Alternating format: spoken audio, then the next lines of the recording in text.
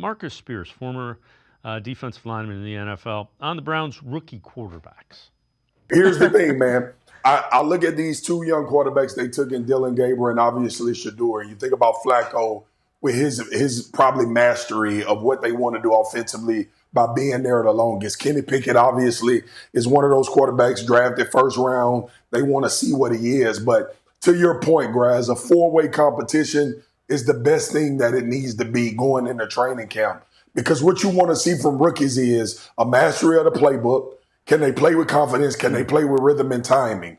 The Cleveland Browns still want to run the football. That is something that they want to do, which helps young rookies play early when they get drafted in the franchises. The only thing that gives me pause is the fact that Joe Flacco is going to give them a sense of calm with his presence, his obviously veteran, and he's played there before in playoff games, which is going to make it, to me, very hard for them to make a decision on one of those other three guys if Joe just shows them any semblance of being able to command this offense and put the ball where it needs to be.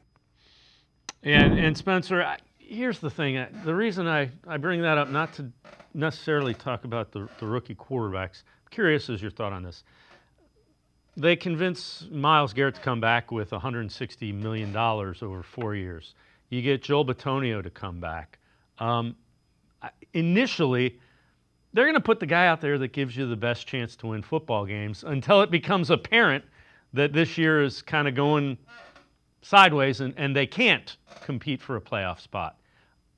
Otherwise, I don't see how you do that based on what you've done in the offseason.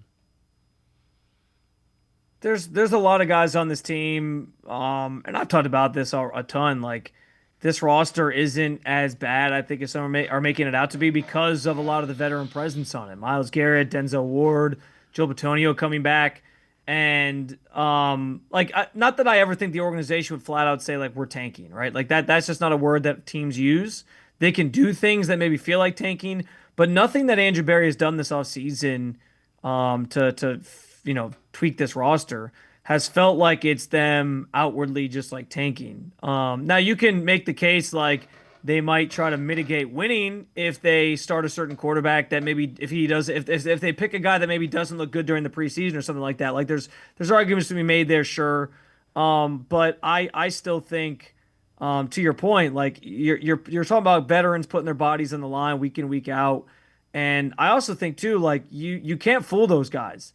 Last year, what we saw from the offense shouldn't have really been that surprising to anybody because that was what the offense was doing during training camp. It was false starts, pre-snap penalties, couldn't get the ball off, bad passes, just it was all ugly. And I think they thought it would just kind of work itself out, and then it never did. And the next thing you know, you're 1-6 to start the season. Like it was bad.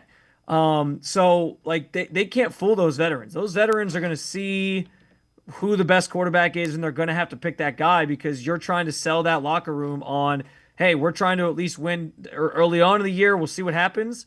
And so, yeah, like if they switch this goes back to what we sort of talked about in the first segment. Like, as much as it would be fun to get a rookie starting week one and know you get to evaluate one of these guys right off the rip, it's just not going to happen that way because this team is essentially trying to thread the needle between being competitive and trying to win now while also looking ahead to the future. And I think to do that, you start a veteran and then transition to the rookies later.